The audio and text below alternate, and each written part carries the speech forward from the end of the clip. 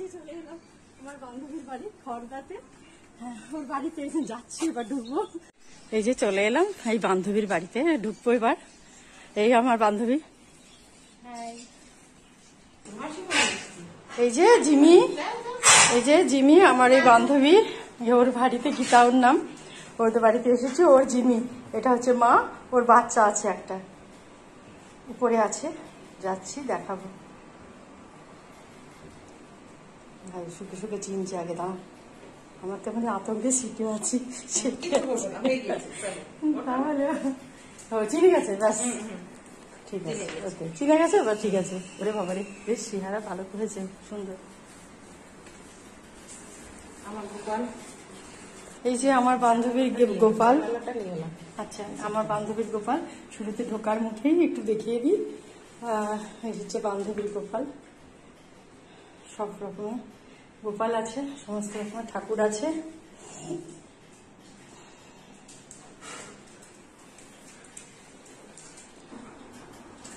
চলো জিমি, উপরে চলো, চলো উপরে চলো, চলো। এটা বন্ধ করতে পারিনি, তুমি বন্ধ করে দেবে পরে না, এই যে আবার তোমার জিমি ঢুকে যাবে নাকি। চলো জিমি, চলো চলো জিমি, চলো।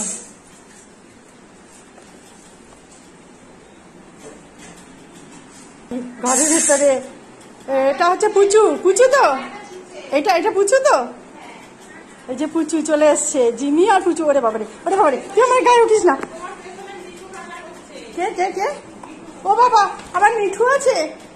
ওরে বাবারে, দেখো দেখো কি কাণ্ড করছে আমাকে। ওরে বাবারে, জিমি চিনছে গো, জিমি আমাকে চেনার চেষ্টা করছে। দাঁড়া জিমি, দাঁড়া। চিনে ফেলেছ, এবার চিনে ফেলেছ আমাকে, এবার চুপচাপ হয়ে যাও। আর এই যে মিঠু, মিঠু মিঠু মিঠু মিঠু, কথা বলো। এই আমার বান্ধবী, আমি এসেছি, এবার রান্নাঘরে ঢুকে পড়েছে। রান্না সমস্ত কমপ্লিট করা আছে, তবুও বান্ধবীর জন্য এত তোড়জোড় শুরু করছে এবার ঢুকেই।